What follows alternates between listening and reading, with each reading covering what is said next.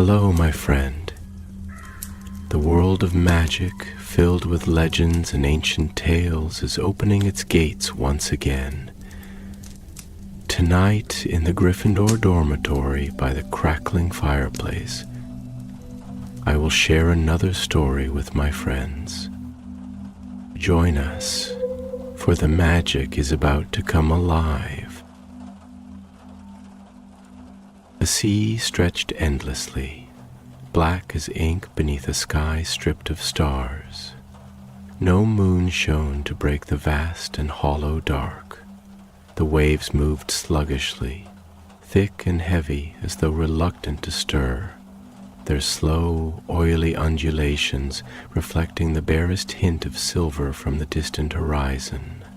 And upon those waters, rising like the spine of some forgotten leviathan, stood a solitary island, cragged and jagged, its cliffs worn down to cruel, sheer edges by the ceaseless lashing of the tides.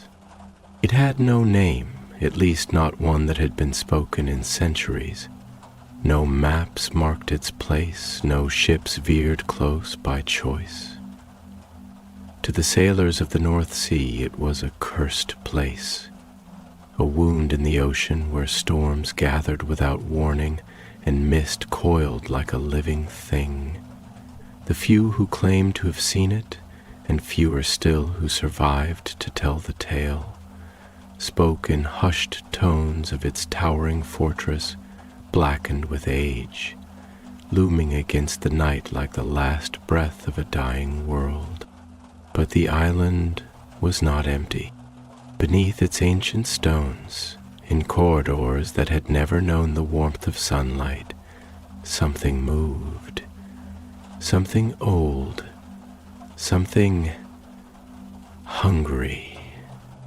A wind howled through the ruined spires of the fortress, rattling broken iron gates and slipping through cracks in the stone like whispered secrets.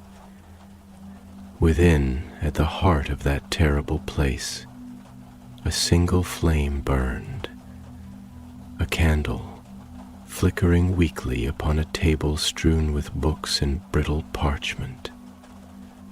The chamber was vast, yet the walls pressed close with a suffocating weight, as if the stones themselves wished to crush what lurked within. And seated in the half-light, draped in robes as black as the waters beyond, was the last inhabitant of the forgotten isle, Eques Dis. He did not blink, he did not move. He sat motionless in the dark, the candlelight casting deep hollows into his gaunt, angular face. He had once been a man, long ago, before the years stretched too far, before the things he had done had twisted him beyond recognition. Now he was something else, a shadow stitched together by will alone, a thing kept alive not by breath but by the pull of something deeper, darker. He had conquered death, and yet the cost had been steep. His lips curled into the ghost of a smile. The candle trembled. A sound echoed through the chamber, low, drawn out, like the first breath of a sleeping beast. A sigh. But it was not his own. Equitus did not startle. He merely turned his head, slow and deliberate, toward the far corner of the room where the darkness was thickest. There the shadows did not merely gather. They pulsed, moved, breathed. It had taken years to get this far. Years of whispers, years of trial and error, years of peeling away the fragile layers of existence until he had touched something else. And now it was waking. "Come forward," he murmured, his voice dry as withered leaves. The shadows trembled. They hesitated. Echristus smiled. "You are not bound by light or by flesh," he continued. "You are beyond them. You are what was always meant to be." Another breath, quicker now, rasping, shuddering. Then it moved. The shadows did not shift like a figure stepping into view. They did not part as a man might rise from his seat. They did not bend to the rules of form or gravity or sense. They simply unfolded. A shape wove itself from the darkness, tall and slender, impossibly thin, its outline blurred as if the air around it had frozen. It was faceless, for it did not need a face. It did not need eyes to see. It did not need hands to take. The candlelight did not reach it. Echristus inhaled, slow and reverent. "Yes," he whispered. Yes, it did not speak, this thing. It had no tongue for words, but it was listening. He could feel it pressing against the edges of thought, the way cold presses into bone, the way hunger gnaws at the belly. Echristus knew hunger well. "You were waiting," he continued. His voice was gentle, coaxing, as one might soothe a trembling beast. "You have always been waiting." The shape did not move, but the cold deepened. The candle's light withered, flickering against a force beyond mere wind. Echristus' smile widened. "You feel it, don't you?" he whispered. "The weight of them, the heat of their life, the light pressing down, choking, suffocating. A tremor, a pulse, a slow, curling tendril of darkness slithering through the air. You hate it." The shape quivered as though something unseen had tightened around it. And then, for the first time, it took a step forward. The candle went out. The chamber plunged into complete and utter blackness. But Echristus did not flinch. He did not need to see.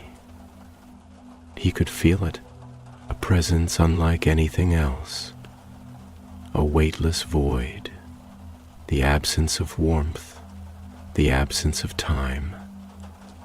The very breath in his lungs stilled, as though the air had turned to ice. And in that moment, Echristus knew. It was awake. The hunger had been given form. The first of them had come.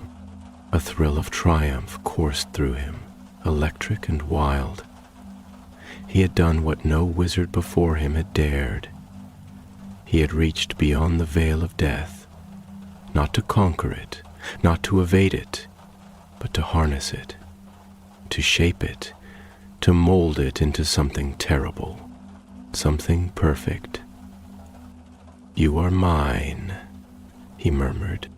The darkness coiled, and then for the first time it fed.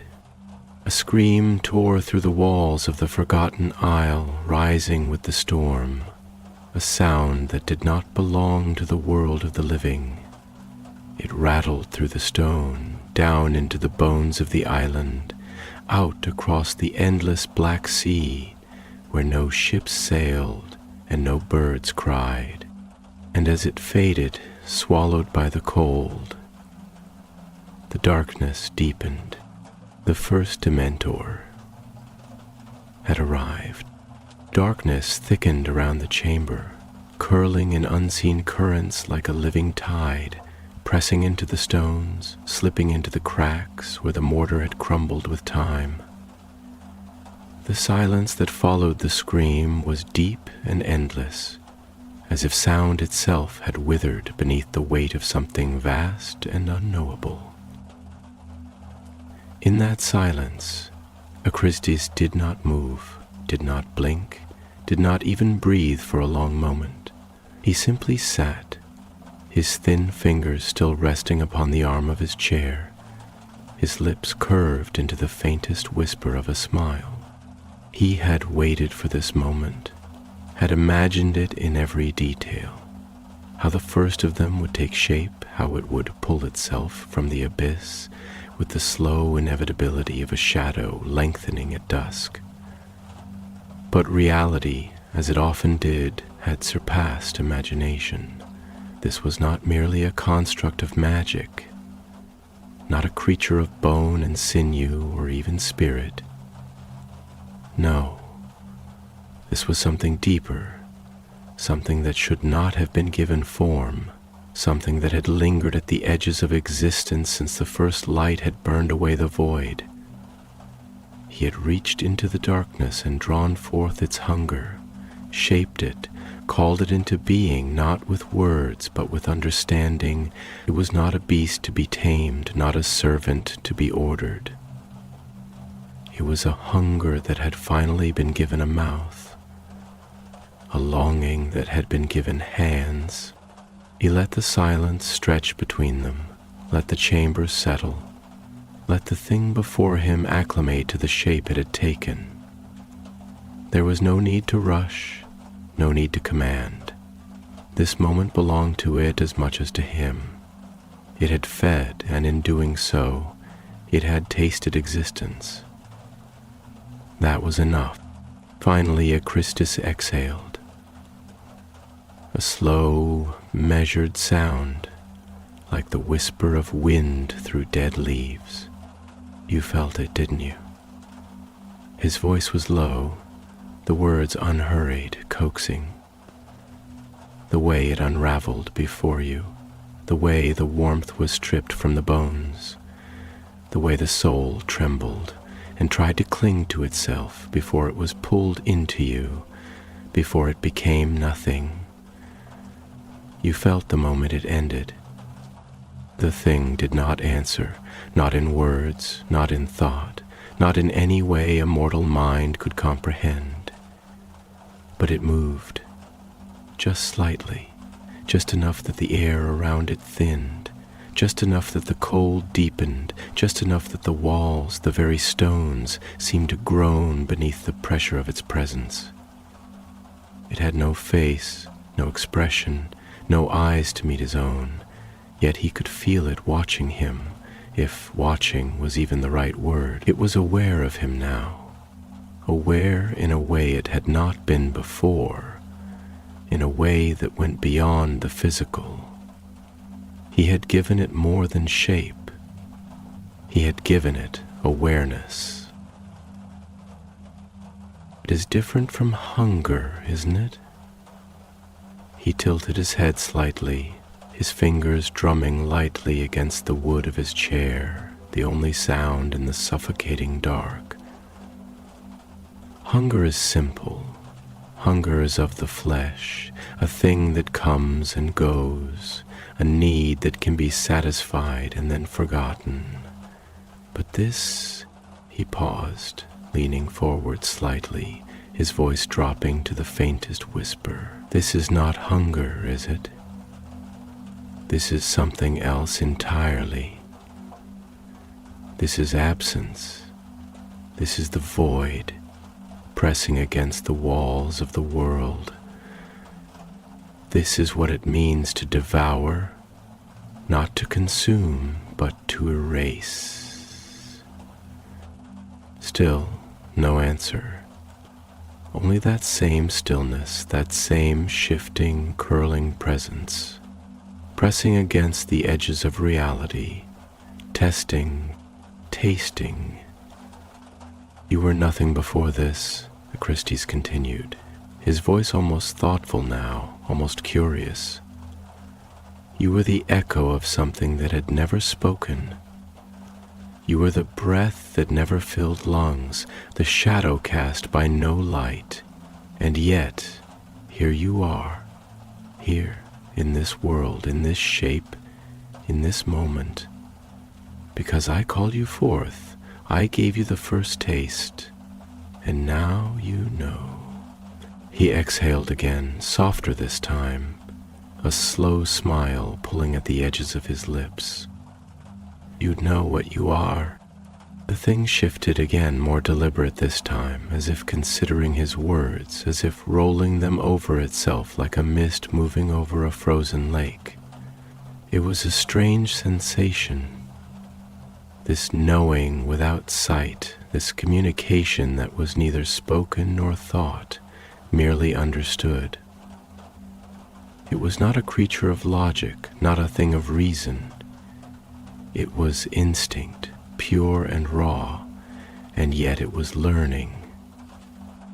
You have no name, Echristus mused, his gaze lingering on the formless dark where it stood, though it did not truly stand, for it had no limbs, no feet to root it to the earth. No name, no past, no memory. You are only what you are, what you have always been, what you will always be. And yet, he tapped a single finger against the wooden surface of the table, the sound like a distant heartbeat. There will be others. Do you know that? He let the words settle, let the weight of them sink into the silence. Others, like you. This world is filled with suffering, with despair, with the slow unraveling of hope. And where there is despair, you will feed. Where there is fear, you will grow. This is only the beginning. The darkness pulsed. Ah, so it did understand. Echristus felt a shiver of something. Not fear, no, never fear, but something close to exhilaration. It understood.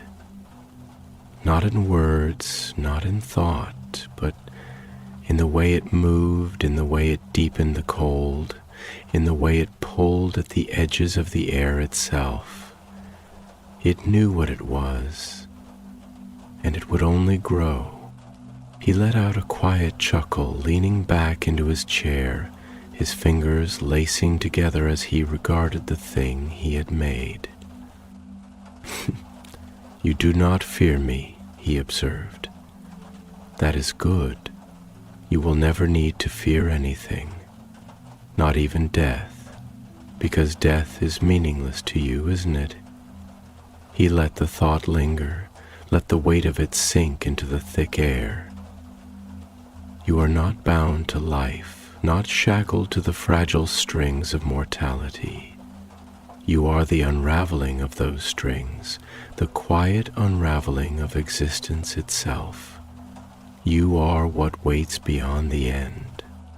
The thing did not move, but it did not need to.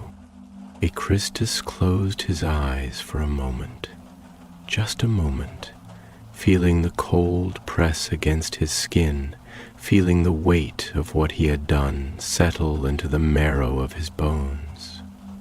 It was not regret. He was beyond regret. It was something else.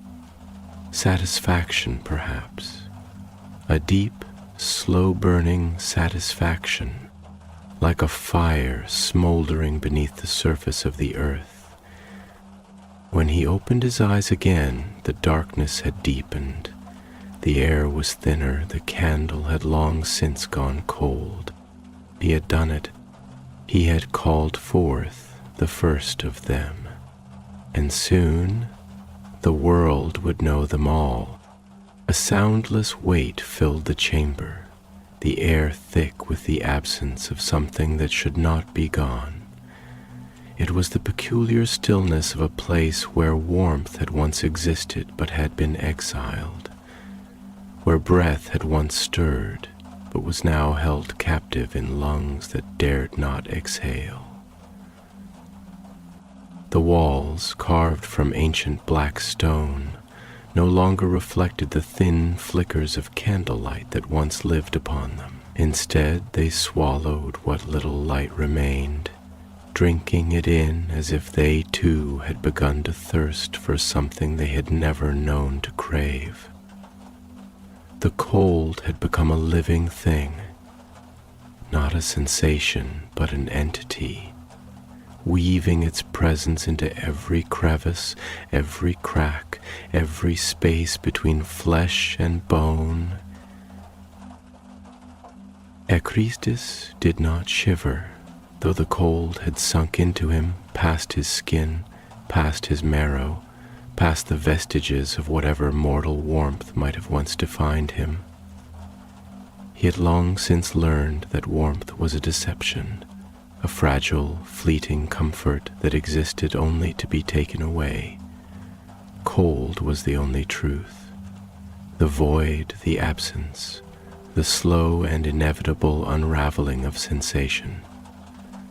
That was the truest state of things, the silent whisper of the world as it should be. He had touched the threshold of that understanding long ago, had peeled back the fragile veil that separated this world from what lay beyond, had reached into that terrible quiet and drawn something forth. And now, in the dim, airless space of his chamber, he sat in the presence of his greatest creation, his greatest truth. He could feel it, hovering at the edges of sight, though it had no true form, no solid weight to cast a shadow. It did not move as things with bodies moved. It did not breathe as things with lungs breathed. It merely was, a presence that was neither here nor there, neither fully present nor fully absent, an existence made entirely of negation. It had no shape and yet was vast. It had no substance and yet was crushing. It had no substance and yet was crushing. For a long time, Echristus simply sat, fingers resting lightly against the surface of his table, feeling the grain of the wood beneath his skin, feeling the faintest pulse of something alive in the deep, quiet hollows of his chest. He did not speak at once, for speech was a thing for lesser creatures, for those who had not yet learned the language of silence. But in time, he let out a slow breath, not out of necessity, for he had learned long ago to make his body obey his will, but because it seemed fitting. "You do not remember the moment before you were," he said at last, his voice no louder than a whisper, yet thick with meaning, heavy with the weight of centuries. "You do not remember the threshold you crossed, the moment you pulled away from the great nothing that bore you." He tilted his head slightly, gazing into the dense, impenetrable dark, into the place where he knew it lingered, watching. "That is because you are not meant to remember. That is the nature of what you are.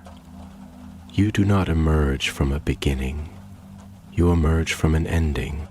There was no reply, not in words, not in thought, not in any way that could be defined.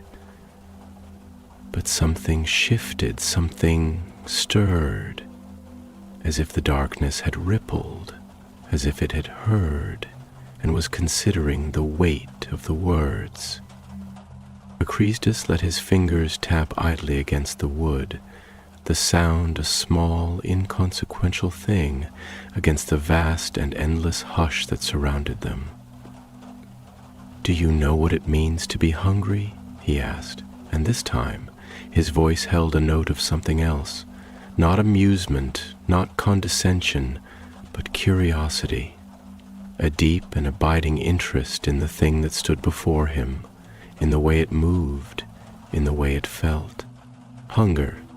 Ah, there was the shift, the subtle curling of presence, the faintest tremor in the fabric of air and shadow. So it did understand. But understanding was not the same as knowing. No, it did not know yet, not truly. It had only begun to awaken to its nature, to the great and terrible purpose for which it had been called forth. It had fed, yes, but feeding was not the same as knowing. To consume was simple, to understand was something far greater. Hunger, Christus continued, leaning forward slightly, his voice threading through the dark like the last echo of a fading dream, is not merely the absence of fullness. It is not merely the sensation of lacking. No, hunger is something deeper. It is the ache of existence itself, the pull of the void against the fragile shell of the self. It is what drives all things to move, to seek, to take. His lips curled ever so slightly, though the expression did not reach his eyes. But your hunger is not like theirs, is it? A pause. The darkness deepened. No, he answered himself, his voice now laced with something that might have been reverence, or perhaps merely satisfaction. Your hunger is not for flesh, not for blood, not for mere sustenance. Your hunger is for something more fundamental, more final.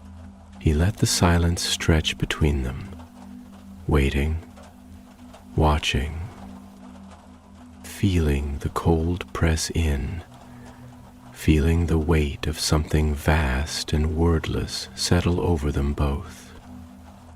You hunger for what lies beneath all things, he murmured.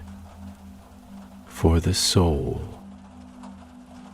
The air in the room thinned. The temperature dropped. A sudden, piercing change, sharp enough that the very stones seemed to tremble. It was listening. It was hearing. Good. Christus let out another slow breath, savoring the moment, the weight of it, the sheer magnitude of what he had done. He had reached beyond the limits of human knowledge, beyond the boundaries of life and death, and had grasped something infinite, something that had never been meant to be given form. And now, it was learning. It was becoming. Do you know why the living fear you? He asked, his voice softer now, almost gentle. It is not because of what you do to them. Not truly. They tell themselves it is the cold, the breathless suffocation, the draining of warmth and joy, but that is only the surface. That is only the symptom. The truth they dare not speak, even to themselves, is that they do not fear the pain of being touched by you. He paused, letting his fingers rest lightly against the wood, letting the stillness stretch. They fear what comes after. The thing did not move, and yet it understood. Christus exhaled, long and slow, and rose from his chair, the wooden legs scraping softly against the stone. He stepped forward into the dark, into the cold, into the place where the void had begun to take shape. He did not flinch as the weight of it pressed against him, as the last remnants of warmth bled from his skin, as the air around him grew so thin it might as well have been the vacuum of space. He did not fear it, because he knew it, and soon the world would, too. The air in the chamber had turned to something almost solid, thick with an unnatural stillness that pressed against the skin, that curled at the edges of thought like fingers tightening around the throat of a drowning man. The stone walls, slick with centuries of salt and damp, seemed to retreat into the darkness, as if recoiling from the presence now taking shape within their ancient bounds. What little light remained, weak and fragile, seemed to resist the edges of the thing that stood there, its form not defined by flesh or shadow, but by the absence of both. It was a wound in the world, a hollow space where something fundamental had been torn away, leaving only the cold in its wake. And Acrisius, standing before it, felt nothing but satisfaction. He had spent his life, no, more than a life, something beyond it, something stretched thin across years that had blurred into centuries, searching for this. The answers had not been found in the pages of books, nor in the halls of the great minds of his age. No, they had been buried deeper, beneath the layers of what the world called real, beneath the veil that separated existence from the great silence that lurked beneath it. And now, after all the sacrifices, after all the unmaking of lesser things, after all the screams and the slow siphoning of breath from lips that would never speak again, he had reached the threshold of something greater than himself. He was no longer merely a man who wielded magic. He was a gatekeeper, standing on the precipice of understanding something the world had spent its entire existence fearing to name. He took a step forward, the worn fabric of his robes brushing against the uneven stone beneath him, his feet moving with the slow, deliberate patience of a scholar stepping into a temple long abandoned, where the gods had been dead so long that the air still carried the weight of their whispers. He could feel it pressing against him, this thing that was no longer merely an experiment, no longer merely a creation, but something awakening to itself, something beginning to comprehend its own shape. It did not see as men saw, did not think as men thought, did not feel as men felt, but it was learning what it meant to be separate from the void, learning what it meant to reach into the fabric of reality and take. You feel it now, don't you? Acrisius's voice was soft, almost coaxing, as one might speak to a beast that had only just come into the world, that did not yet understand the strength of its own limbs. The weight of this place, the weight of being. He tilted his head slightly, watching the way the darkness seemed to pulse in response, shifting like a living thing. It did not move with intention, not yet. But there was something there, something that was beginning to recognize itself in the reflection of his words. "It is strange, isn't it?" he continued, his voice threading through the silence like a needle stitching through fabric. "To know nothing but hunger, to awaken and find that there is only the absence of warmth, the absence of light, that all things move away from you and yet you are drawn to them, that there is nothing within you but the desire for something you cannot name." The cold deepened, the walls seemed to lean in, the chamber shrinking around them, though no stone had moved. The weight of its presence alone was enough to change the very space they inhabited. Acrisius inhaled slowly, feeling the way the air trembled against his lips. "I understand you," he murmured, taking another step closer, unafraid, unhesitating, the smile on his lips now something darker, something laced with knowledge that no living thing should have carried. "More than you understand yourself, more than you ever will, because I chose this. I chose to peer into the abyss and see what lay beyond it.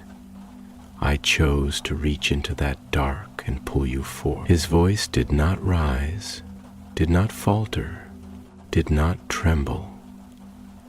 It commanded. The thing did not move, and yet he felt it, knew that it was listening. knew that his words were weaving themselves into the slow, careful shape of its thoughts. "You did not choose this," Echristus continued, his fingers brushing against the wood of the table beside him, the last remaining tether to something as small and inconsequential as the physical world. That is what makes us different. You came into being because I willed it, because I pulled you from where you were not meant to be disturbed, because I knew that this world was built on lies, and that the greatest of those lies was the illusion of peace, the illusion of permanence, the illusion that the soul was something untouchable, a breath, a long, slow breath drawn not from necessity but from the weight of the moment, the sheer gravity of what had been done here. You are proof that they were wrong. The darkness shuddered. Echristus let the silence stretch between them, unbroken, as though even time itself had slowed to listen, as though the walls of the fortress had stilled to bear witness to something the world had never seen before. The cold curled at the edges of his vision, his breath misting in the air, and yet, still, he did not flinch. "This is only the beginning," he whispered, his voice now barely more than a thought given shape. "You are the first, but you will not be the last." The shape, if it could be called a shape, shifted, its form bending, stretching, thinning, its edges fading in and out of what could be seen, what could be understood. It was testing itself, testing its limits. Good. Echristus exhaled, a slow, measured sound, and stepped back. His work was not yet finished, but he had passed the threshold. He had brought something into this world that had no name, no past, no memories of the warmth it had never known. It was not a creature, it was not a ghost, it was something else entirely. It was the first of its kind, and soon the world would know them. The island, unseen and untouched by time, shuddered beneath the weight of its new inhabitant. The waves crashed against the jagged cliffs, rising higher now, as if the sea itself recoiled from what had been done here. The wind howled through the hollow corridors of the fortress, twisting through the ruined halls, whispering warnings that would never be heard. Far beyond the black waters, in a world that still slept, in a world that still believed itself safe, the first ripple of something unseen spread outward. A change had begun, and nothing would ever be the same again. The wind howled through the corridors of the fortress like the wail of a dying thing, slipping through broken archways, curling around the jagged edges of stone worn smooth by centuries of storm and silence. The sea, restless and ancient, crashed against the cliffs below with a force that seemed almost deliberate, as if the water itself sought to swallow the island whole, to drag it down into the abyss where light could not reach and time could not follow. It was a land forsaken, a place where no warmth had ever lingered for long, where no voice had been raised in laughter or love. Here, only the echoes of the past remained, whispering through the empty halls, their murmurs swallowed by the endless roar of the tide. Echristus stood at the edge of the highest tower, his gaze fixed upon the horizon, where the sky and the sea met in an indistinguishable void of gray and black. The storm clouds rolled heavy above, churning in slow, ponderous spirals, their movements vast and indifferent. No stars shone through their veil, no moon cast its glow upon the waves. It was a night without light, without contrast, a night that had forgotten the touch of dawn. And yet, beneath his ribs, something stirred, a feeling that was neither fear nor triumph, neither dread nor delight. It was something deeper, something colder. Satisfaction, perhaps, but not the kind that brought peace. No, this was the satisfaction of inevitability, the quiet certainty of a thing set into motion that could no longer be undone. He had done what no wizard before him had dared. He had reached beyond the boundaries of life and death, beyond the frail limitations of magic, beyond the desperate clinging of humanity to the illusion of safety. He had torn a wound into the fabric of existence itself, and from that wound, something had been born. He could feel it now, moving below, though it did not move in the way that living things did. It did not walk, for it had no feet to tread upon the earth. It did not breathe, for it had no lungs to draw in the cold, salt-heavy air. It did not hunger, not in the way men and beasts hungered, not for flesh or sustenance or the warmth of another's touch. No, its hunger was something far older, far more profound. It was not the emptiness of a stomach left unfed, nor the aching void of thirst.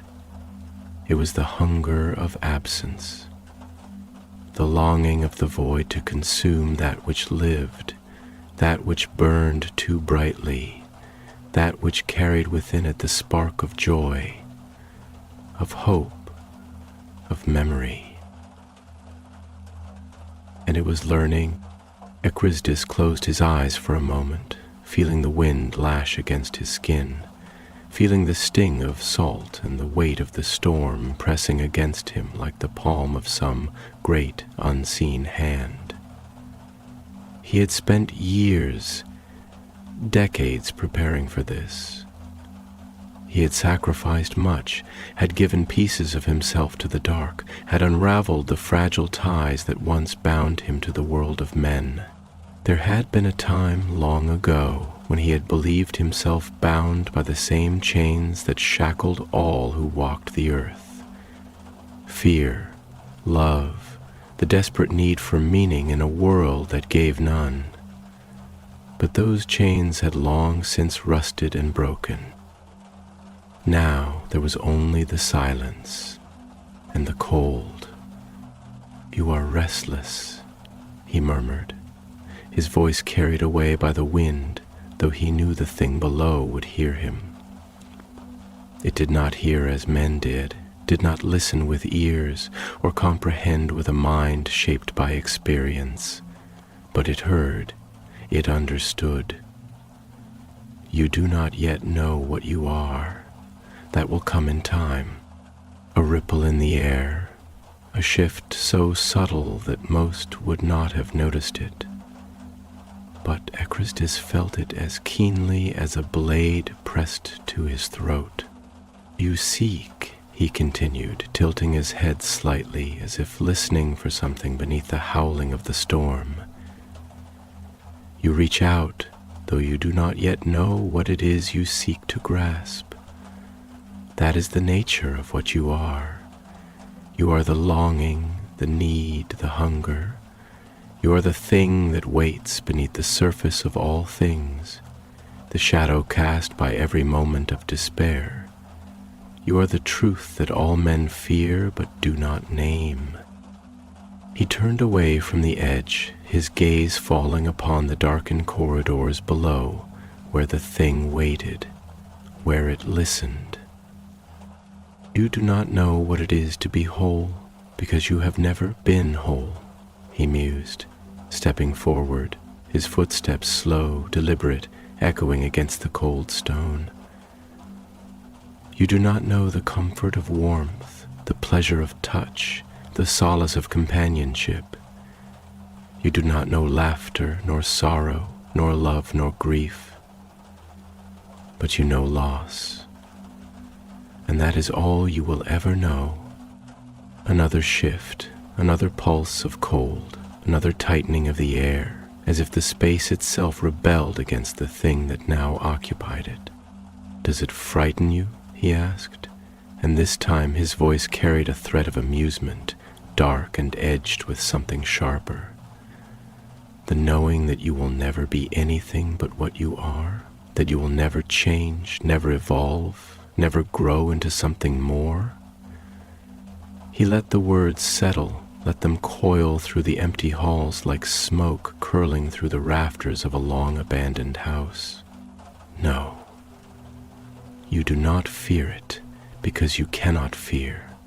That, too, is what you are."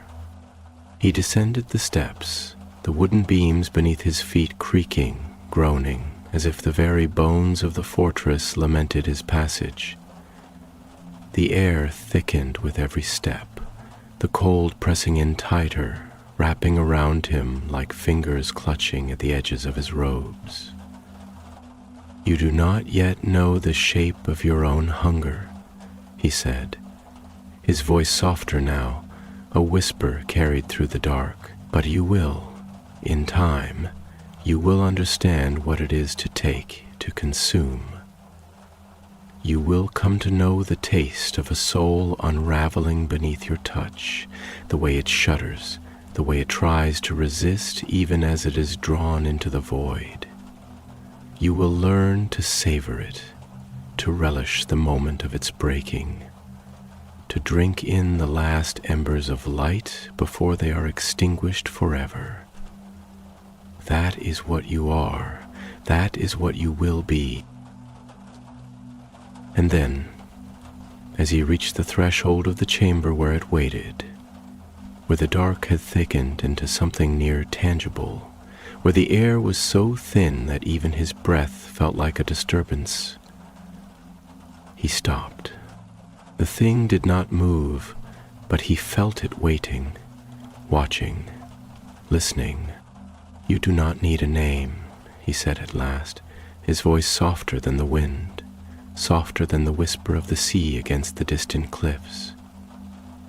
"You are the absence of all things. You are the hollow place where warmth goes to die.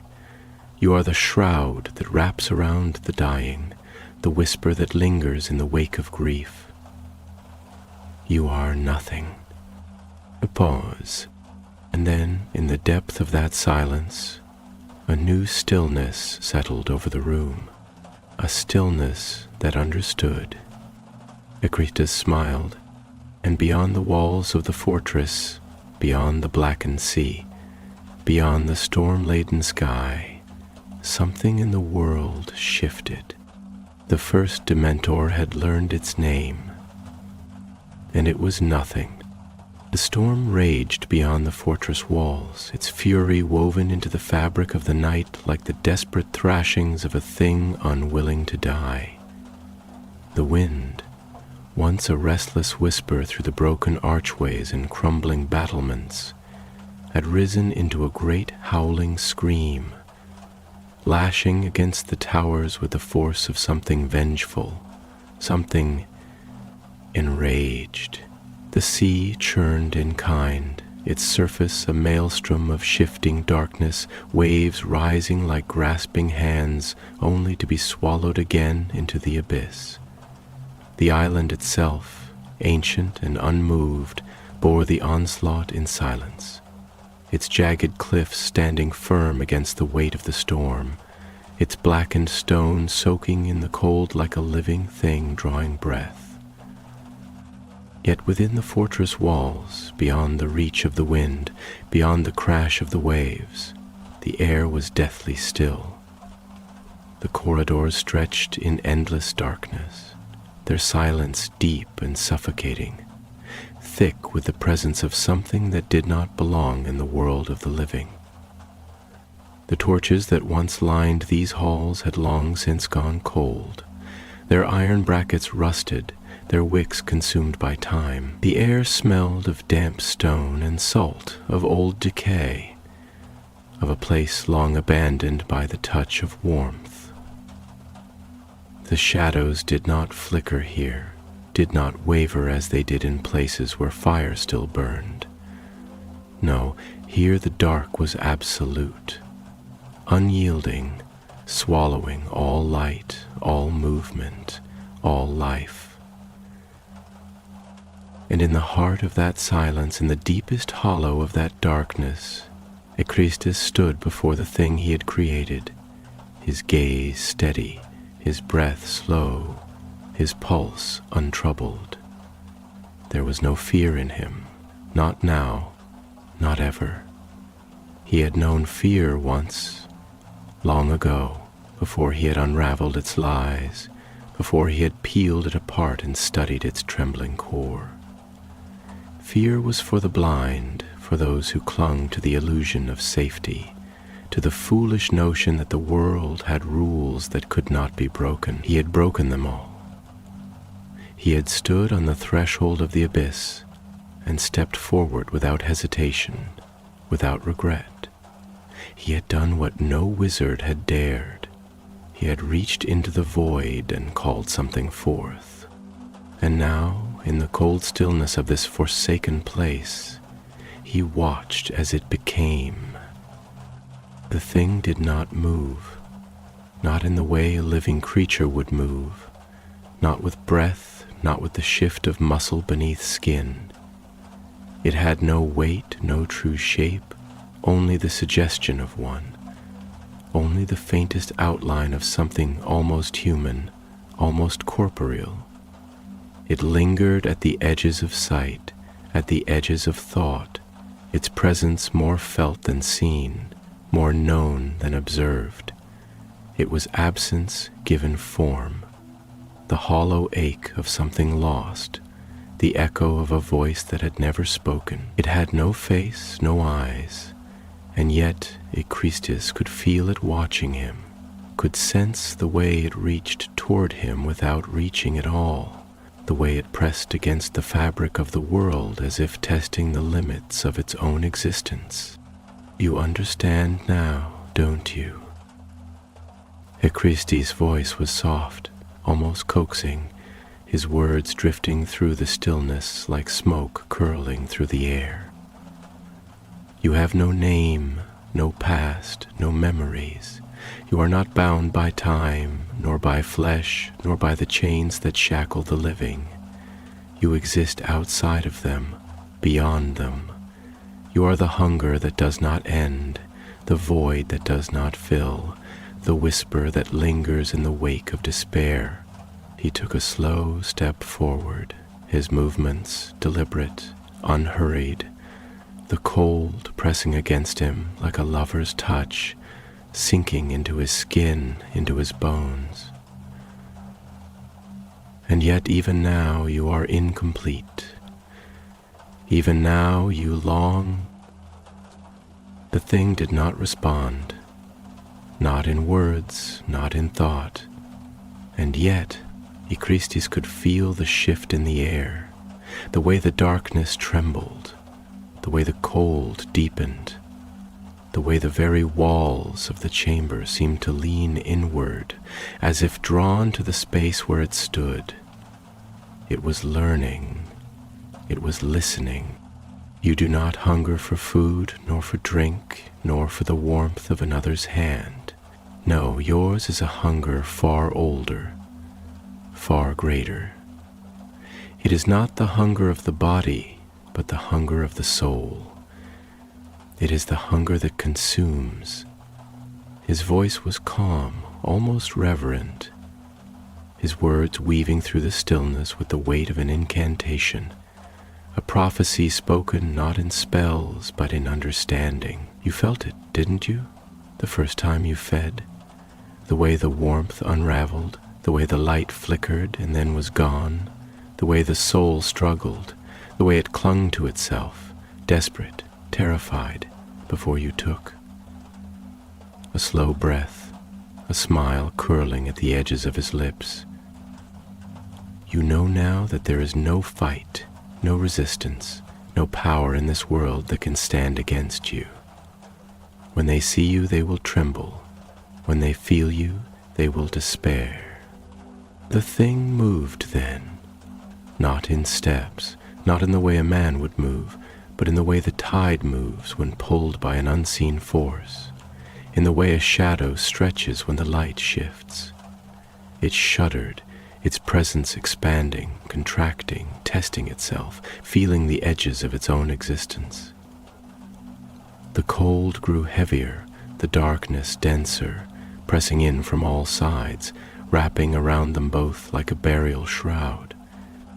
Christus tilted his head slightly, his expression unreadable, his gaze unblinking. Do you feel it yet? The way they will fear you, the way they will shrink from your presence, the way their joy will wither in your grasp.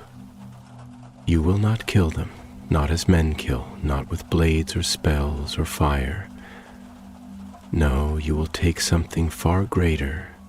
You will take what they cannot live without. You will take themselves, a stillness, a quiet that was deeper than silence. You are not like them, he continued, his voice dropping to the faintest whisper, his words wrapping around the thing like chains, like a binding that required no magic to hold. You will never be like them. You will never be anything but what you are. You will never know love, nor warmth, nor the comfort of a memory untouched by sorrow.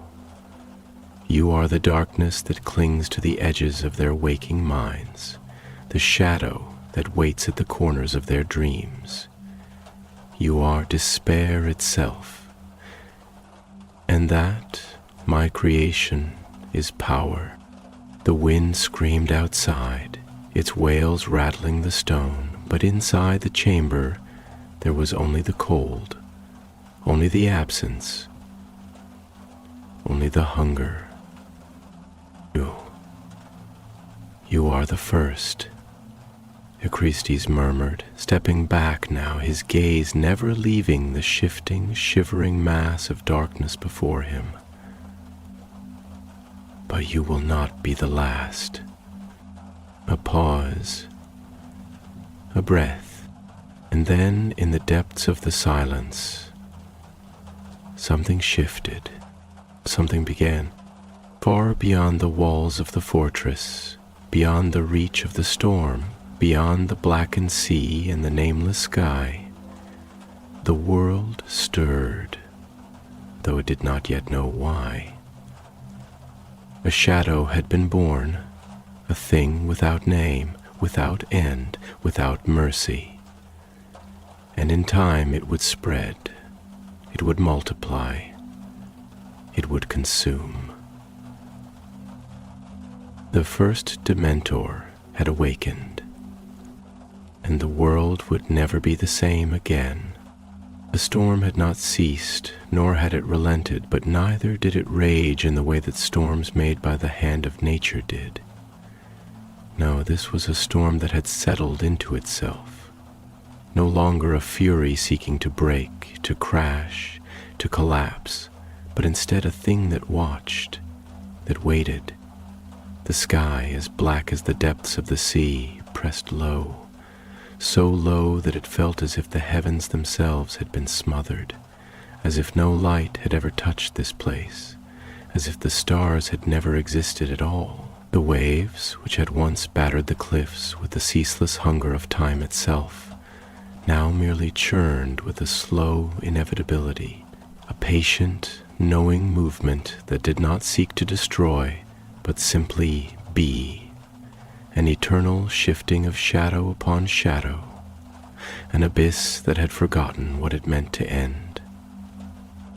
And the fortress, ancient and hollow, stood untouched by it all, not because it had withstood the onslaught, not because it was built of stone so strong that it defied time, but because it had joined the storm, had become part of the endless, whispering dark. The walls, slick with centuries of damp and decay, did not crumble, but they did not stand proudly either. They merely existed, as if they had always been and always would be. The corridors, vast and empty, did not echo, because there was no sound left to carry, no warmth left to give voice to footfalls, to breath, to life. Even the cold had become something beyond cold, no longer a mere absence of heat, no longer a thing that bit at flesh and sent shivers through bones, but instead something deeper, something weightier, something that pressed into the very air itself, that filled the lungs like water, that curled around the ribs like fingers of iron, like chains that did not bind the body, but instead unmated, thread by thread. And within that silence, within that deep and endless night, Echristus stood in the chamber where it had begun, where the first wound had been torn into the world, where the first shadow had been given shape.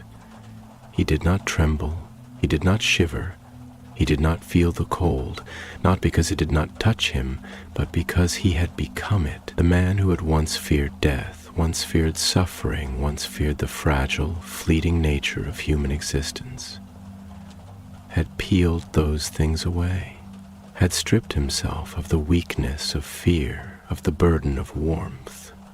He did not need them. He did not want them. He had reached beyond the limits of life and death, and in doing so, he had found something greater. The thing before him did not move, not in the way a creature moves, not in the way that the living adjust themselves, breathe, shift their weight. It had no weight to shift. It had no breath to hold. It was not bound by the laws of flesh, of gravity, of existence as men understood it, and yet it was there, a presence vast and pressing, a thing that was neither shadow nor substance, neither smoke nor mist, neither solid nor ethereal, but something in between, something that had no words to describe it. It had no face, and yet he could feel its attention upon him, not as sight, not as thought, but as something older, something deeper, something like the tug of the tide against the shore, something like the inevitability of dusk. "You feel it now," Echristus murmured, his voice barely a breath, his words curling through the thick, unmoving air like the final notes of a funeral hymn. "The pull of what you are, the ache of hunger that will never be sated, the longing that has no end." He stepped forward, unhurried, his movements slow and precise, as if he were approaching something that was both wild and sacred, a beast that did not yet understand the strength of its own limbs. "But you do not hunger as men hunger. You do not long as they long. Their hunger is for sustenance, for survival, for the brief, fleeting satisfaction of knowing they will wake another day. Their longing is for love, for touch, for the reassurance that they are not alone in the darkness." He paused, the faintest trace of something like amusement flickering across his lips.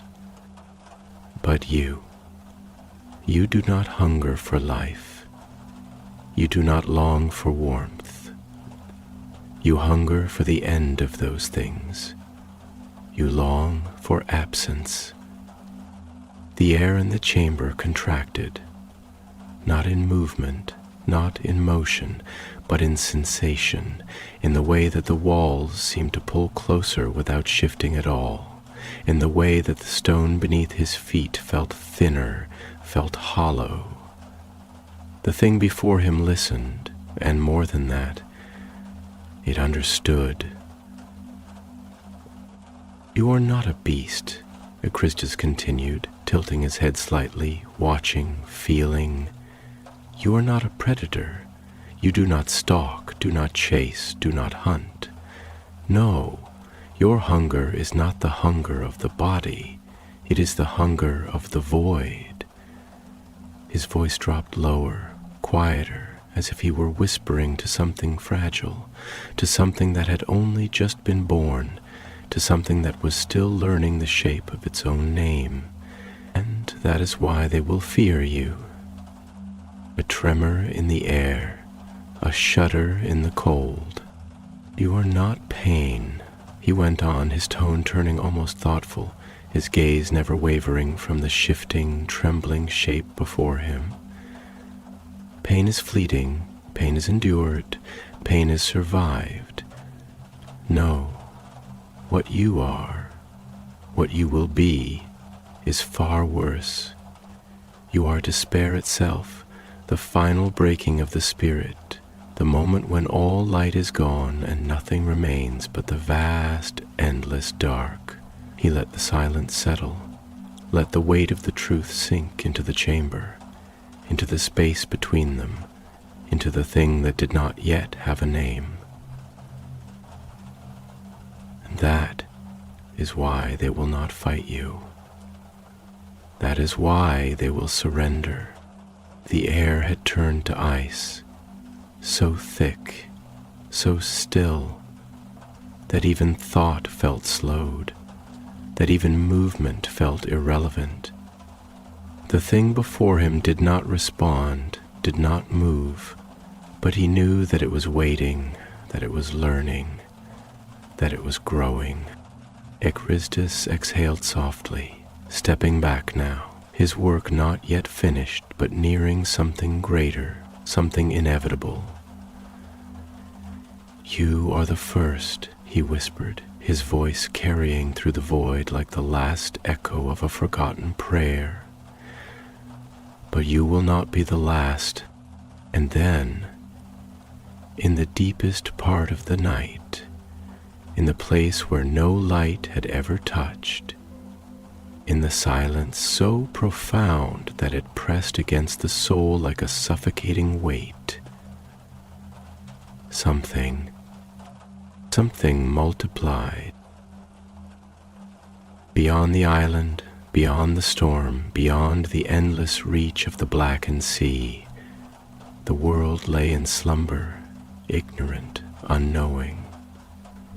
The wizards in their towers, the kings in their halls, the lovers curled beside their hearths, all still breathed, still dreamed, still believed that the world they knew was unbreakable. They did not yet know, but they would. The first had been born, and the others would come. The world would learn to fear the dark, and Azkaban would rise. The walls of the fortress had ceased to be mere stone. They no longer stood as barriers to the wind, nor as ruins that defied time's slow decay.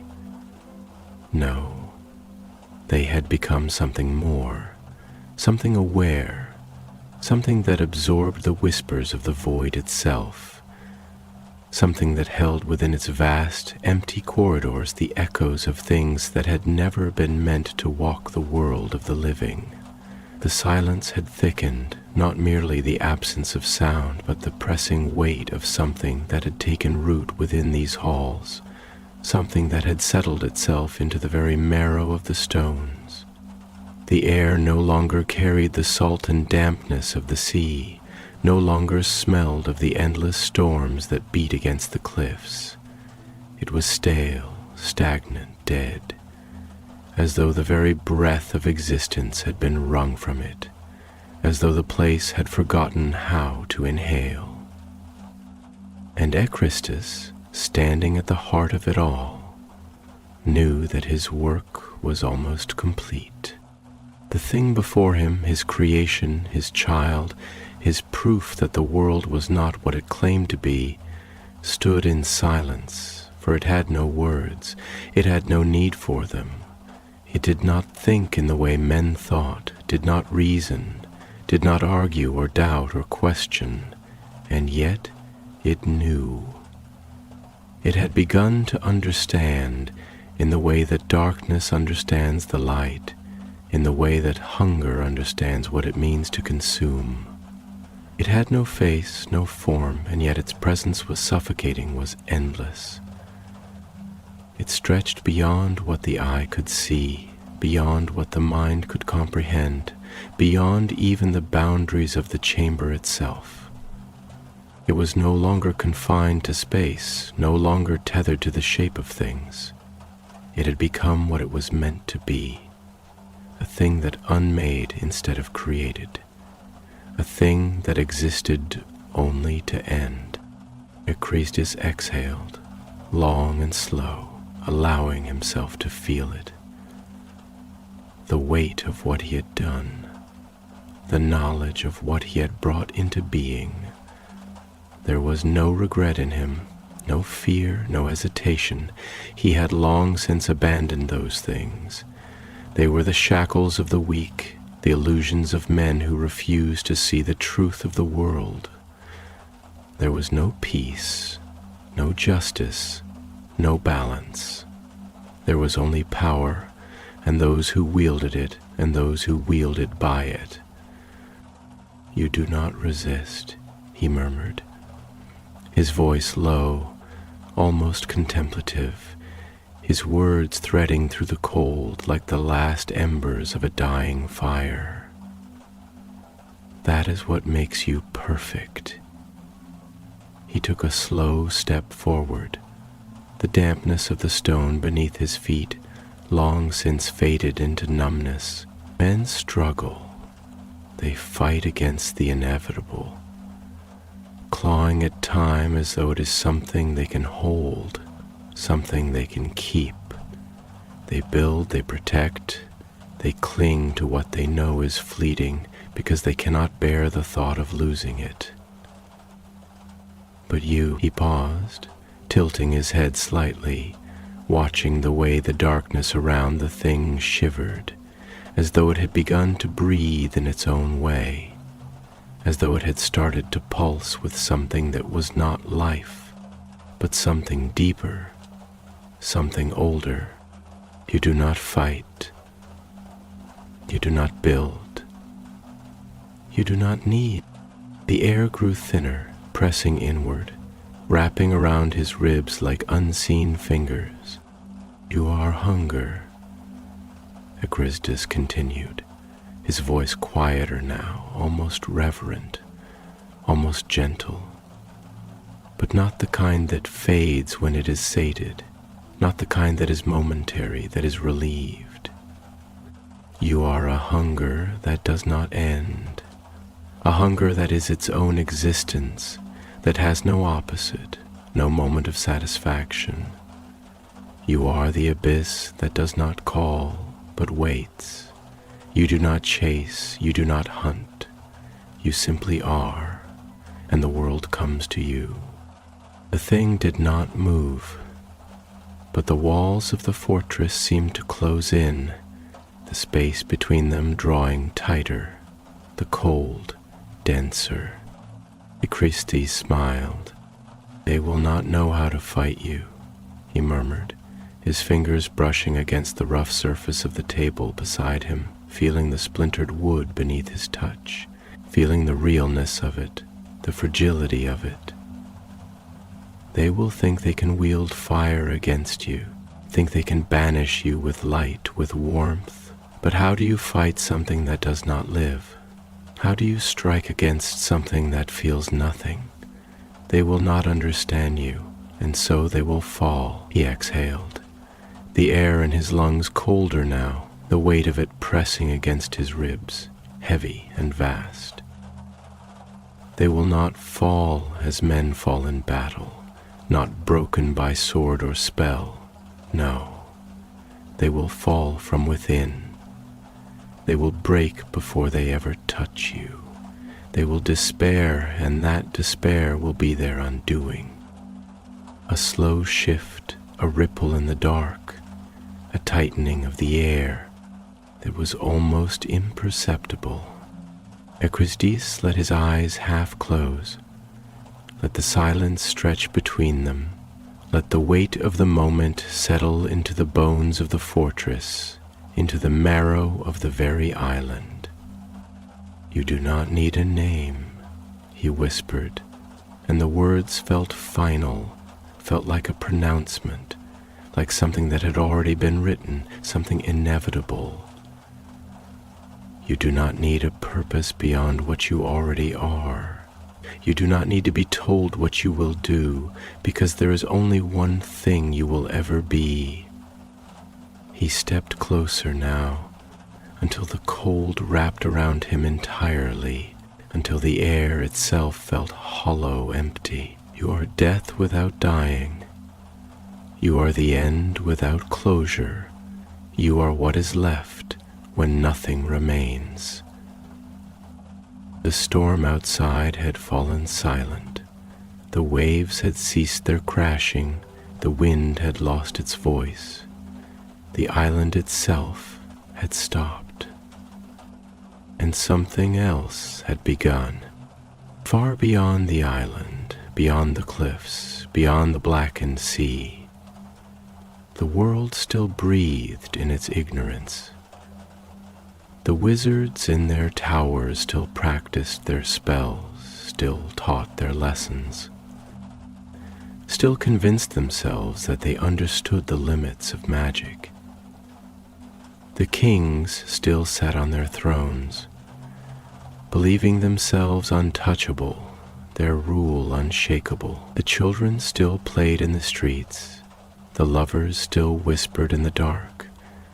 The dying still clung to the hope that they would be remembered. But none of them knew.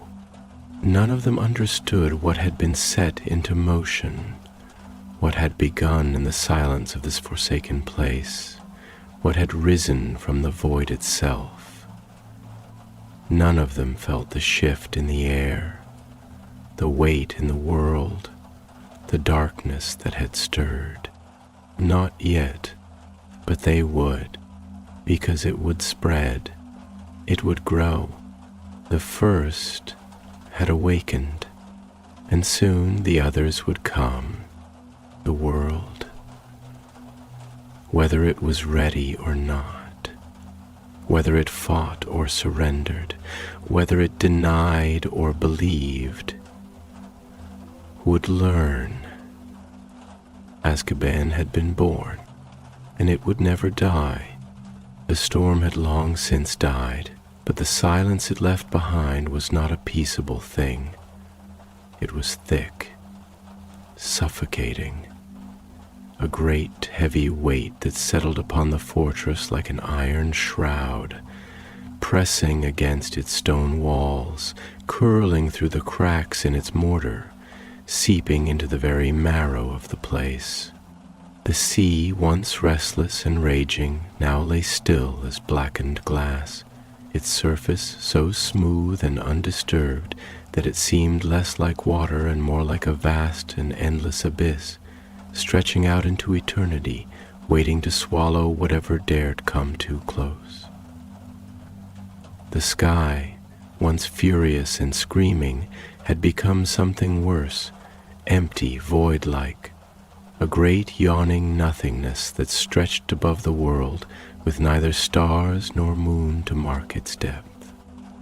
It was as if the heavens themselves had turned their gaze away from this place, as if light had abandoned it, as if nothing existed here but the weight of something unseen, something unspoken, something that did not belong to the world of the living. Ekrasdis stood within the heart of his fortress, where the walls had long since ceased to be mere barriers of stone and had instead become something more, something aware, something watchful. The air did not move here, the cold did not bite, it pressed, it lingered.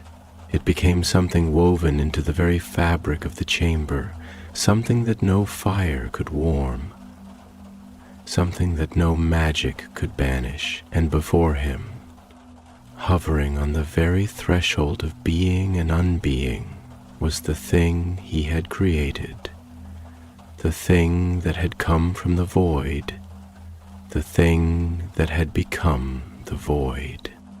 It had no face, and yet he could feel its gaze upon him, not like eyes, not like thought, but like the weight of something immeasurable, something vast beyond comprehension.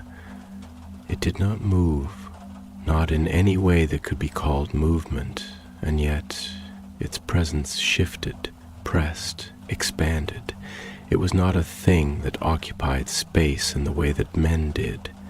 It did not walk, did not breathe, did not exist within the confines of shape and matter. It was hunger, and yet it was not hunger.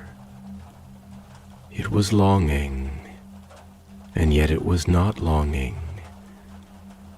It was something that had no words, something that had no need for words. Christus smiled. You have begun to understand, haven't you? His voice was quiet, barely more than a breath, but in this place, in this hollow, airless void of a chamber, it did not need to be loud to be heard. You have felt the pull, the ache, the need that has no end. You have felt what it means to exist not as the living do, not as those who are bound to the chains of time and flesh, but as something outside of all of it, as something greater, something deeper, something far older than the world itself. He took a slow step forward, the sound of his movement lost in the vast and endless quiet. You do not feel as men feel. You do not think as men think. You do not hunger as men hunger. What you crave is not the satisfaction of the body, not the comfort of warmth, not the illusion of fullness. No, you crave something more. You crave what lies beneath all things. You crave the soul. The air shuddered, not in a way that could be seen, not in a way that could be heard, but in a way that could be felt. Deep beneath the skin, deep within the bones, like the first tremors of an earthquake before the world splits apart. You have tasted it. Christus continued, his voice growing softer now, almost reverent, almost loving. You have felt the way it shudders in your grasp, the way it clings to itself, the way it knows that it is being taken.